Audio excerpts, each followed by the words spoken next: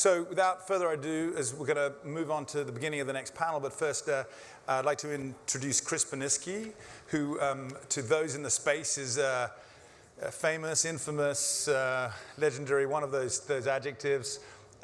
So Chris, come on stage. Chris was previously quite early on, well, up until about a year ago, working at ARC, looking at investing in this space, and then has since set up his own venture capital firm called Placeholder, and is particularly notable for the work he's done on a book on the topic of crypto assets, which I'd like to say I've read, but what I really mean I've listened to on Audible while I've been running, but it's almost the same thing.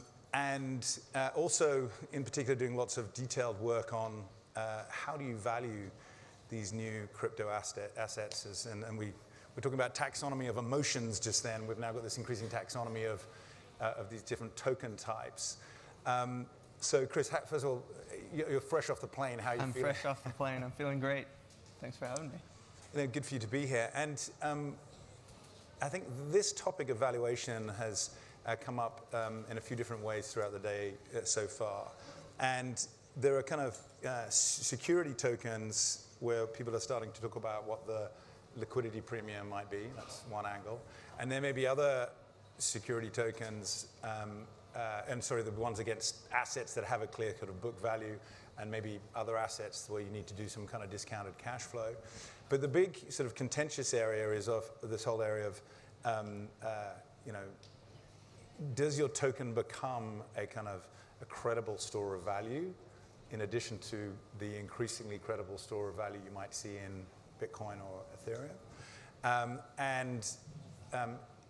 Within, if you've built it to have some intrinsic or be intrinsically necessary to some new decentralized data network,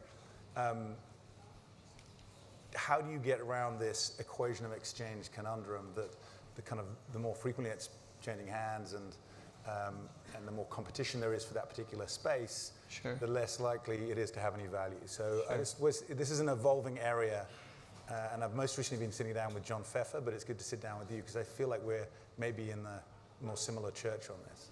Well, I think the first thing to realize is we don't have it figured out, right? It certainly is an evolving conversation. And to start, I think it's important to realize there's a taxonomy to the crypto space. And I consider a crypto asset to be the native asset that's a coordinating force between the supply side and the demand side in a decentralized information network. And so that is a very different basis of value. It's not a cash flow basis of value. And so I would lump security tokens, for example, into a upgraded wrapper of the equity asset class and not actually put it in the crypto asset class. It may have, security tokens may have a premium based upon their cash flows. But that's a relatively understood area, as you mentioned, with DCFs. Within the crypto asset space, where we have cryptocurrencies, crypto commodities, crypto tokens, there are, as with any asset, two paths we can take. We can take the relative valuation path. So, for example, price to earnings or price to sales for equities. Within the crypto space, one of the more famous ones is network value to transactions ratio. And really what we're doing there is, if you think about a equity and its utility that it provides to an investor is its earnings, then a equity is priced as a multiple of its earnings.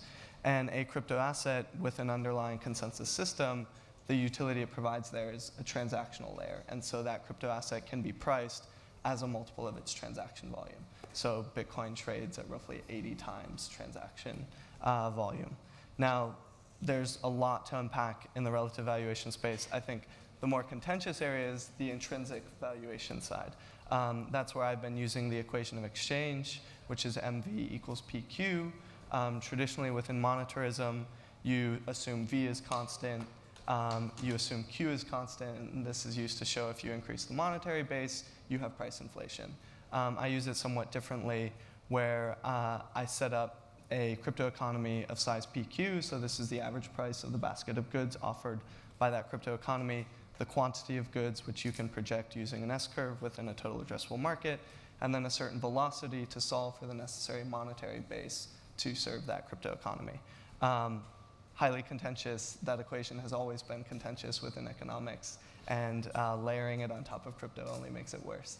Well, indeed, and I feel like certainly there's this discussion saying like this is the mathematical identity, even though it feels to me that in this case we're interpreting it the other way around from how it's usually used in macroeconomics, because the velocity is changing a lot and the output is then the price.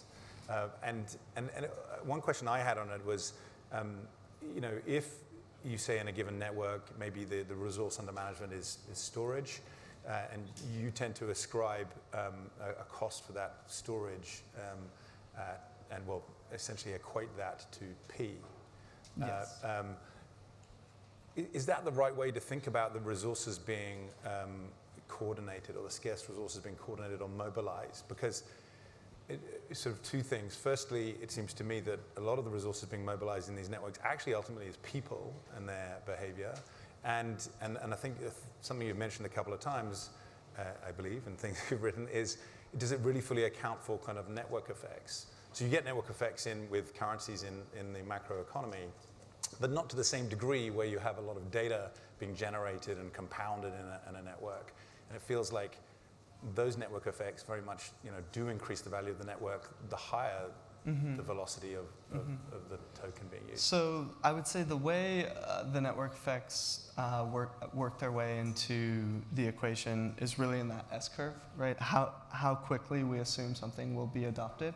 Now, you're certainly right that these crypto economies, you mentioned file storage, right? File storage may only be one use case, but you can actually layer on top of that a content delivery network, right? So then you really have two economies within one network, or maybe two services within one network. But you can do a sum of the parts valuation for that. I think running with the example of file storage, so long as we keep everything in dollar terms, because the world is largely dollarized, then we can project a price per gigabyte, so that's $1 per gigabyte.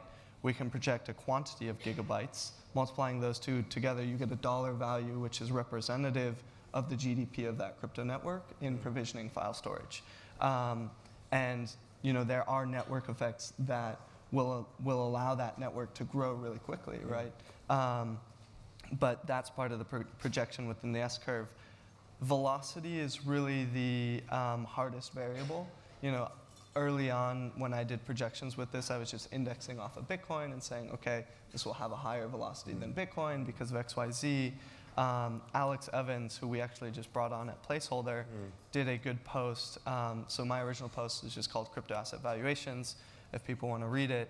But Alex did a better piece, which is on value, velocity, and monetary theory, where he calculates velocity endogenously to the calculation, and so it's not an abstract variable, it's actually part of the whole setup. So I need to give you the chance to introduce the panel and so forth. I think beyond the file storage example, the more interesting one is if you think about the classic decentralized Uber example, where there's maybe some staking going on, but there's also this data network effect around reputation and people's involvement in the brand and their commitment to the platform. Yes. And where does the value get shared between those people who own tokens and the consumer, because this is a better service, but we may not have time for that now. I won't open up that can of worms. No, we'll come back to it. So good. So I'll pass over to you, Chris. Thank you very much, and I'll see you afterwards. Thank you. You can introduce the panel.